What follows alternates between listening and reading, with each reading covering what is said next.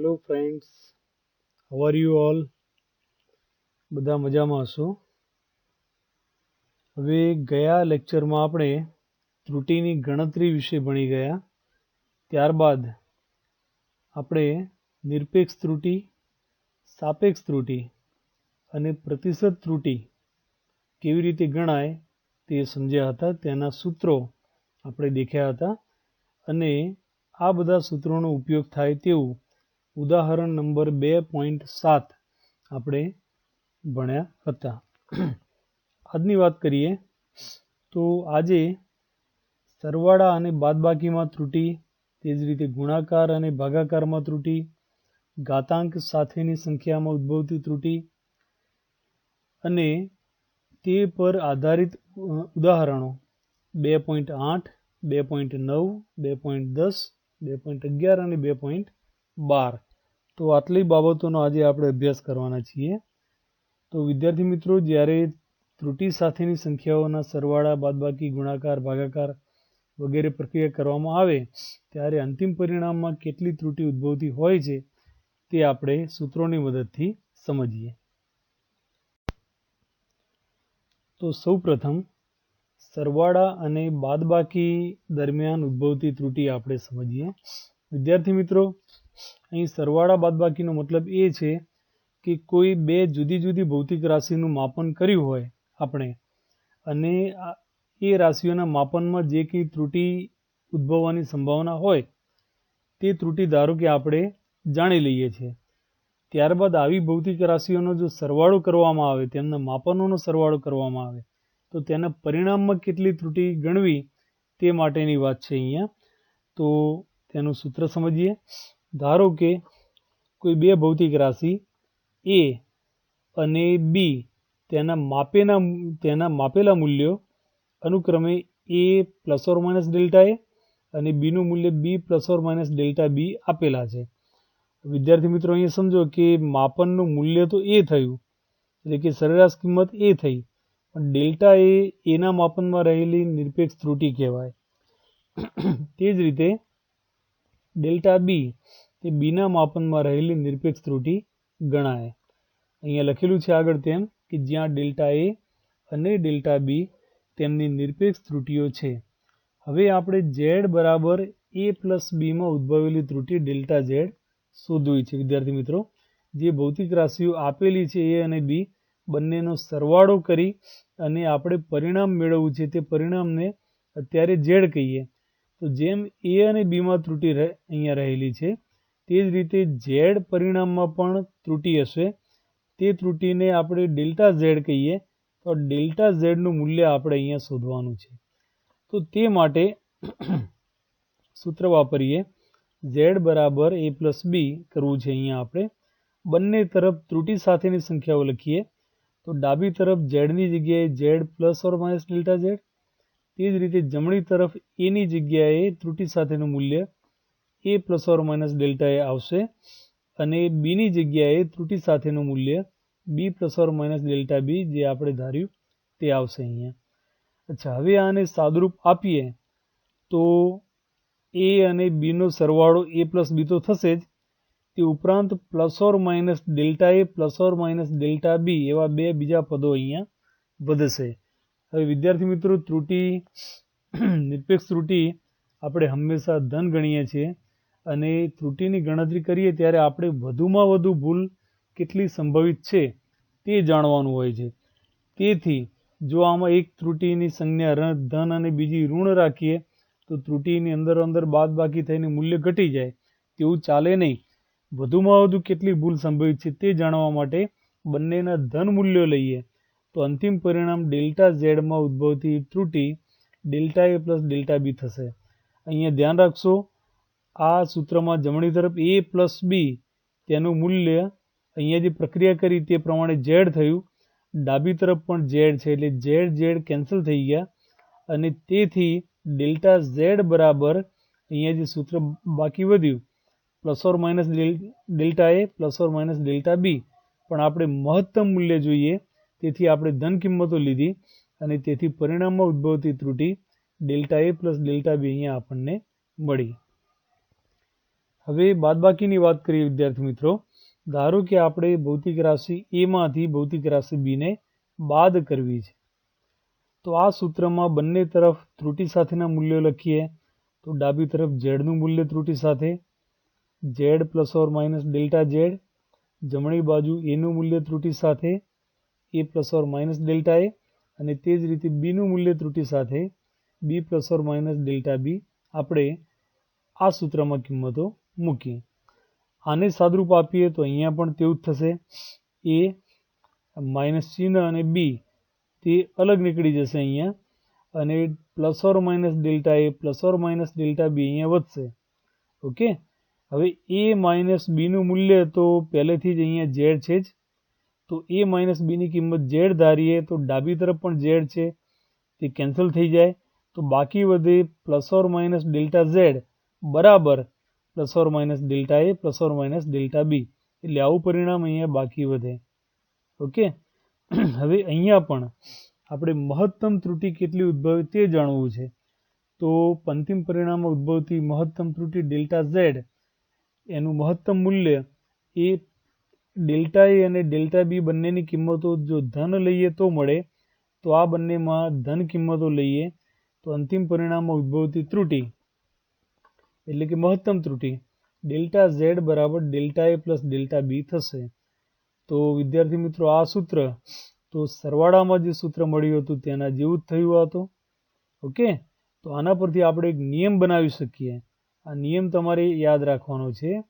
નિયમ એવું કહે છે કે બે ભૌતિક રાશિઓનો સરવાળો કે બાદબાકી કરવાની હોય ત્યારે અંતિમ પરિણામની નિરપેક્ષ ત્રુટિ, યાદ રાખો નિરપેક્ષ ત્રુટિની જ વાત ચાલે છે અહીંયા. સાપેક્ષ કે પ્રતિશત માટે નિયમ જુદો આવશે. તો અંતિમ પરિણામની નિરપેક્ષ ત્રુટિ દરેક રાશિની સ્વતંત્ર નિરપેક્ષ ત્રુટિઓના સરવાળા જેટલી હોય છે.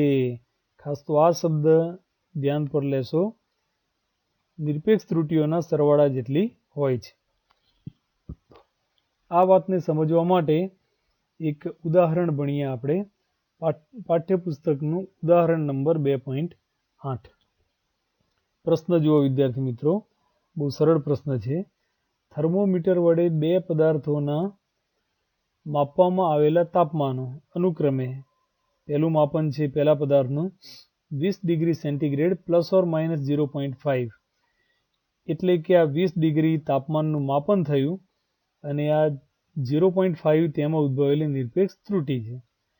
તે જ રીતે બીજા પદાર્થનું માપન T2 બરાબર 50 ડિગ્રી સેન્ટીગ્રેડ માપન plus or minus 0.5 degree centigrade, આ ત્રુટિ થઈ નિરપેક્ષ ત્રુટિ.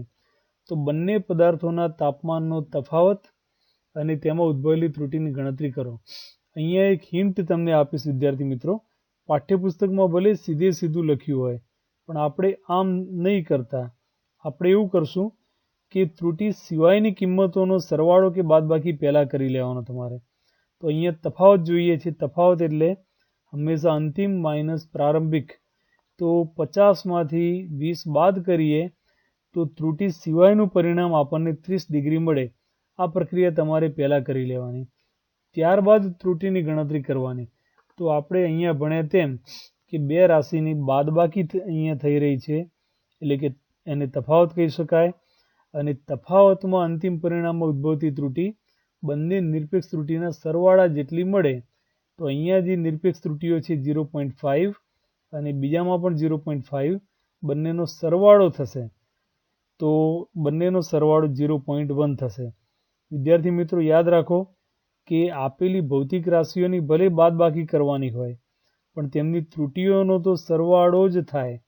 અને અંતિમ પરિણામની ત્રુટિ સાથે દર્શાવીએ તો પરિણામ 30 degree centigrade plus or minus 1 degree centigrade ત્રુટિ. આ પરિણામ સાથે ત્રુટિ સાથેની રજૂઆત થઈ.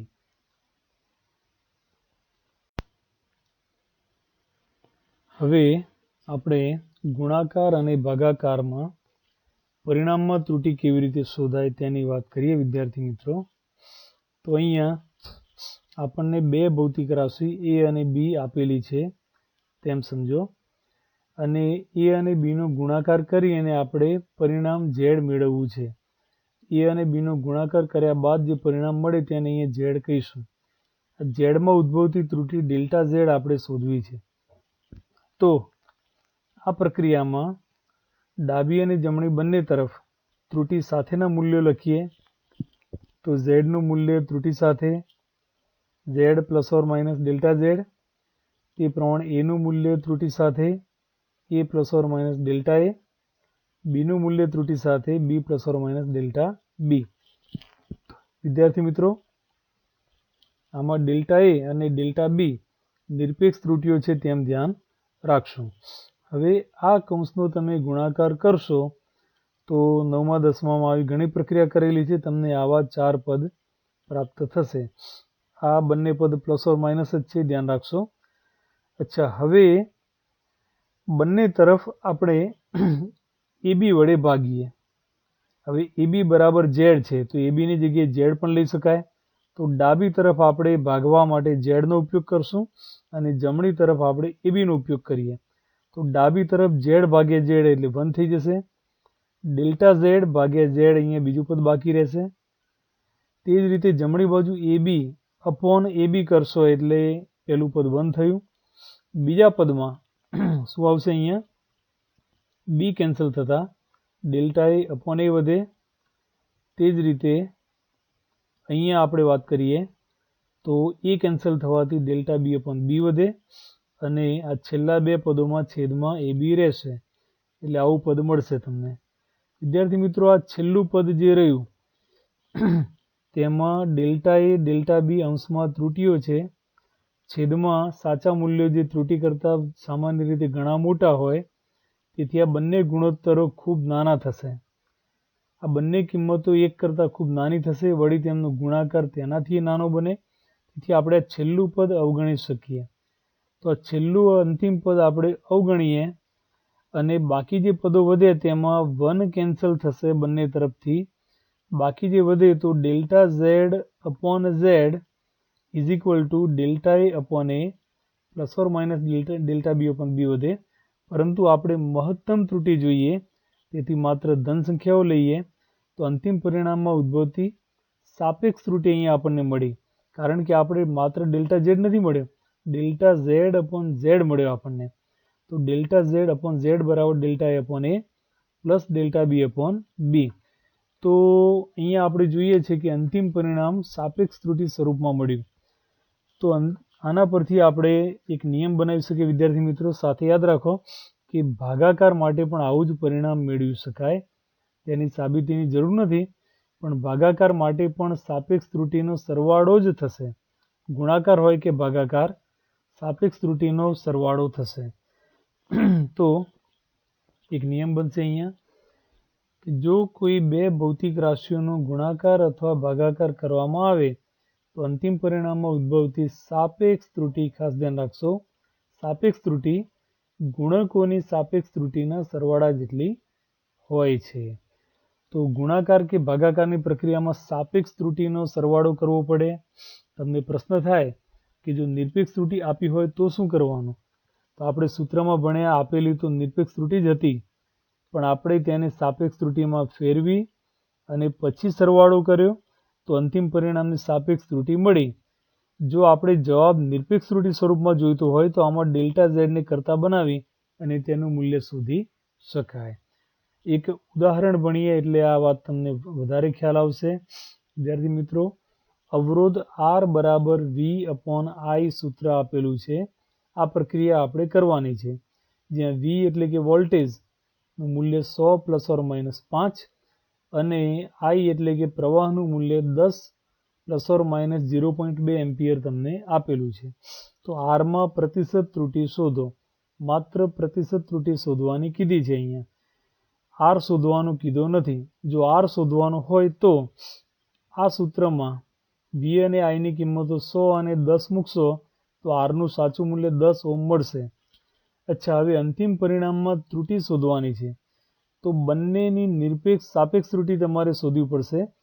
તો વોલ્ટેજની સાપેક્ષ ત્રુટિ 5 ભાગ્યા 100 કરશો તમે તો 0.05 થાય અને તેને પ્રતિશતમાં ફેરવો તો 100 વડે ગુણશો એટલે 5% ત્રુટિ થઈ ગણાય.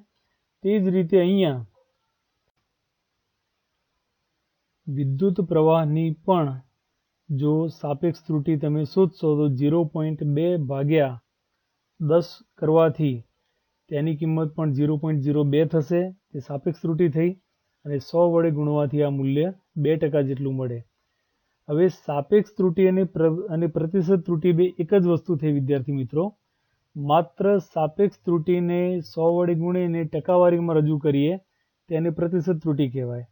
તો ગુણાકાર ભાગાકારમાં જેમ સાપેક્ષ ત્રુટિનો સરવાળો થઈ શકે તેમ પ્રતિશત ત્રુટિનો પણ સરવાળો થઈ શકે અને તેથી અંતિમ પરિણામમાં આવતી પ્રતિશત ત્રુટિ 5% વત્તા 2% તે રીતે આપણને 7% જવાબ અહીંયા મળશે.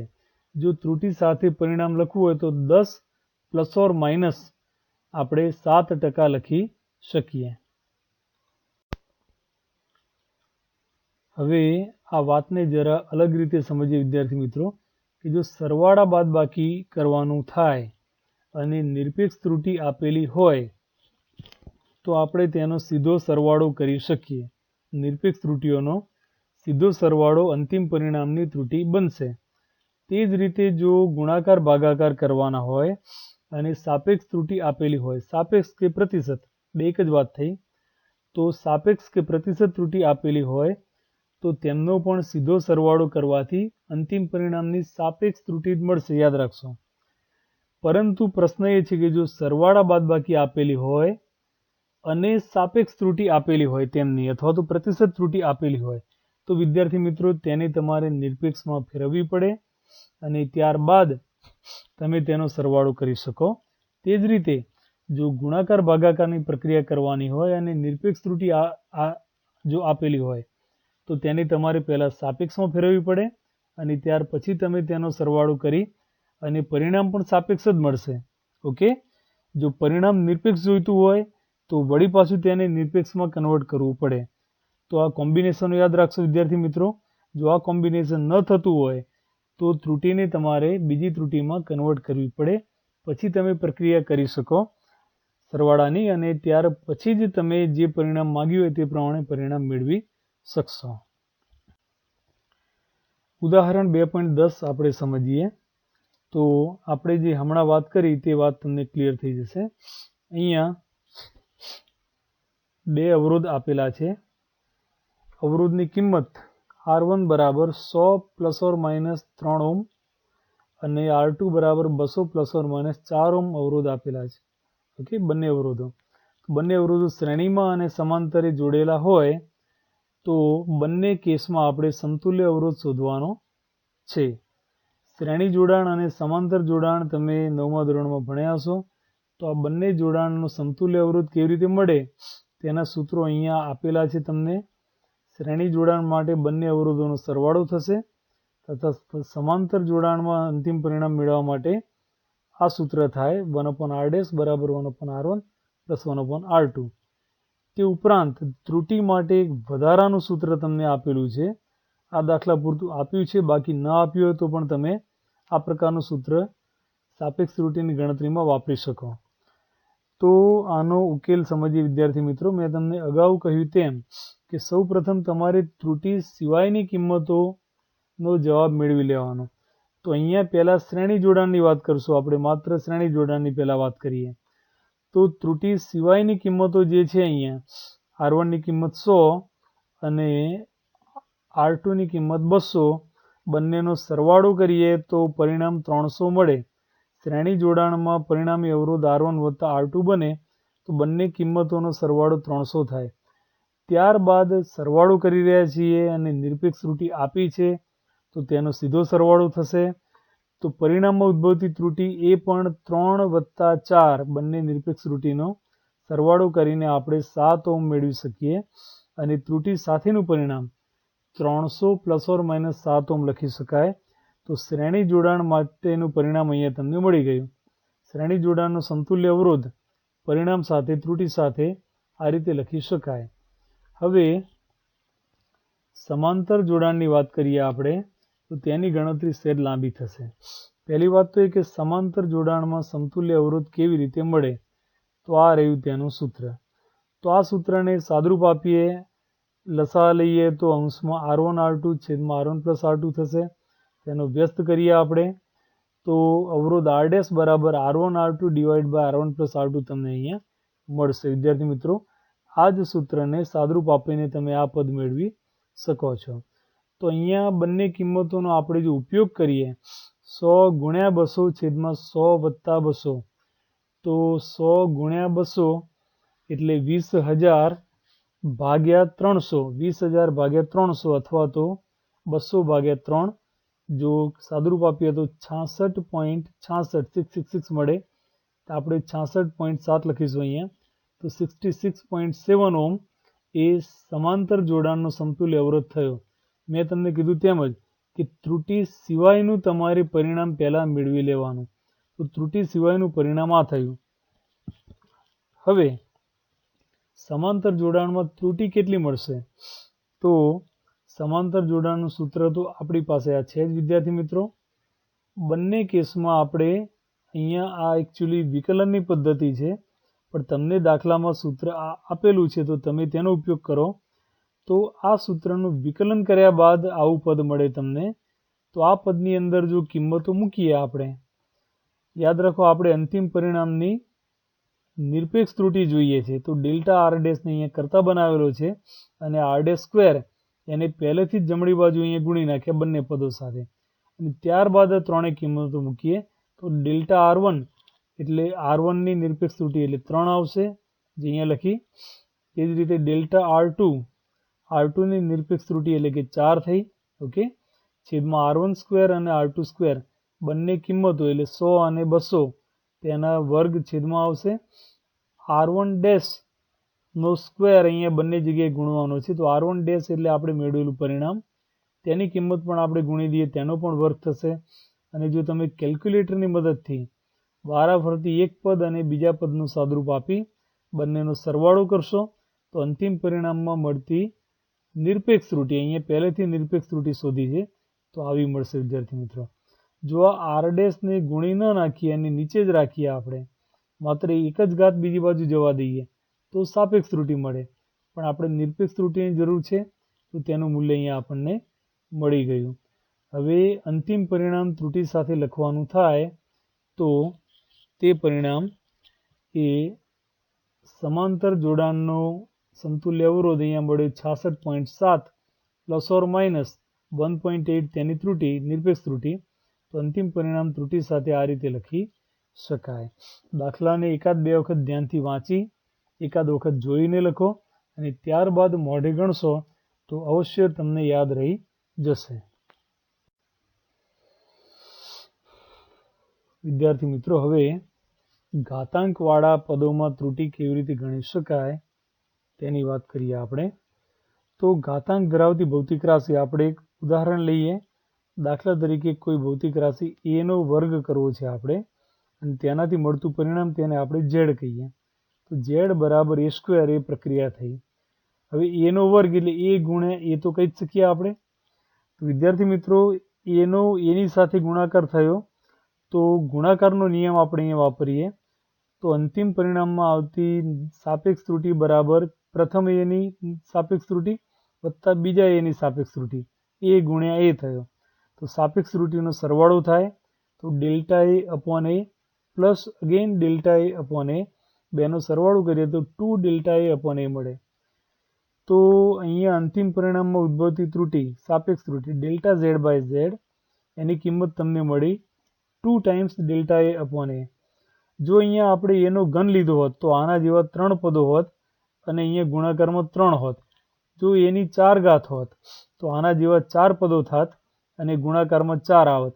તો એનો મતલબ શું થયો વિદ્યાર્થી મિત્રો, કે જેટલી ઘાતાંક આપી હોય તે ઘાતાંક એ ભૌતિક રાશિની સાપેક્ષ ત્રુટિના ગુણાકારમાં આવી જશે. તો એક નિયમ બની ગયો અહીંયા. આ નિયમને સમજવા માટે એક આપણે ઉદાહરણ જોઈએ અહીંયા. તો કોઈ પ્રક્રિયા ધારો કે z બરાબર a ની p ઘાત b ની q ઘાત ભાગ્યા c ની r ઘાત આપેલું છે. તો આ ગુણાકાર ભાગાકાર જ થયા બરાબર. ગુણાકાર ભાગાકારમાં સાપેક્ષ ત્રુટિઓના સરવાળા થાય તે જાણીએ છીએ આપણે, પણ અહીં વધારાનું શું આવ્યું તો દરેકની ઘાતાંક પોતપોતાની સાપેક્ષ ત્રુટિ સાથે ગુણી દીધી. જુઓ તમે, a ની સાપેક્ષ ત્રુટિ ડેલ્ટા a બાય a તેની સાથે a ની ઘાતાંક p ગુણાઈ ગઈ. કેમ? તો અહીંયા અગાઉ સૂત્ર ભણ્યા તેમ કે કોઈ બી રાશિના ગુણાકાર ભાગાકારમાં જો ઘાતાંક આવતી હોય તો ઘાતાંક સાપેક્ષ ત્રુટિ સાથે ગુણાકારમાં આવશે. તો અહીંયા ત્રણ રાશિની સાપેક્ષ ત્રુટિ સાથે તેમની દરેકની ઘાતાંક ગુણાઈ જશે અને તે રીતે અંતિમ પરિણામની સાપેક્ષ ત્રુટિ આપણને પ્રાપ્ત થશે. આ વાતને પણ એક ઉદાહરણની મદદથી સમજીએ આપણે. તો તમારા પુસ્તકમાં પહેલા નિયમ જાણી લઈએ કે k જેટલો ઘાતાંક ધરાવતી ભૌતિક રાશિમાં ઉદ્ભવતી સાપેક્ષ ત્રુટિ વ્યક્તિગત રાશિની સાપેક્ષ ત્રુટિના k ગણી હોય છે. k ગણી હોય છે તેનો મતલબ એ થયો કે સાપેક્ષ ત્રુટિને k સાથે ગુણી દેવાની થાય. તો વિદ્યાર્થી મિત્રો એક નાનું એક્ઝામ્પલ જોઈએ. પાઠ્યપુસ્તકનું ઉદાહરણ 2.11. તો ઉદાહરણમાં એક આવો મુદ્દો આપેલો છે. a ની 4 ઘાત ઇન્ટુ b ની 1/3 ઘાત ભાગ્યા c એની 1 ઘાત સમજો અને d ની 3/2 ઘાત. તો z માં ઉદ્ભવતી સાપેક્ષ ત્રુટિ કેટલી? તો a b c અને d અંશ કે છેદ જોવાની જરૂર નથી. ગુણાકાર ભાગાકાર માટેનો નિયમ સરખો છે. તો a b c d બધાની સાપેક્ષ ત્રુટિનો સરવાળો આપણે કરી લીધો, પણ સાથે સાથે દરેકની ઘાતાંક દરેકની પોતપોતાની સાપેક્ષ ત્રુટિ સાથે ગુણી દીધી. જુઓ તમે, a ની ઘાતાંક 4 હતી તો a ની સાપેક્ષ ત્રુટિ સાથે ગુણાઈ ગઈ. તે જ રીતે b ની ઘાતાંક 1/3 તેની સાપેક્ષ ત્રુટિ સાથે ગુણી. c ની ઘાતાંક 1 છે તો અહીંયા એક ગુણ્યો અથવા તો કંઈ લખવાની જરૂર પડી નહીં. તે જ રીતે d ની ઘાતાંક d ની સાપેક્ષ ત્રુટિ સાથે ગુણાઈ. તો વિદ્યાર્થી મિત્રો અંતિમ પરિણામમાં આવતી સાપેક્ષ ત્રુટિ તે ગુણાકાર ભાગાકાર અને સાથે સાથે ઘાતાંકના નિયમની મદદથી આપણે મેળવી શકીએ.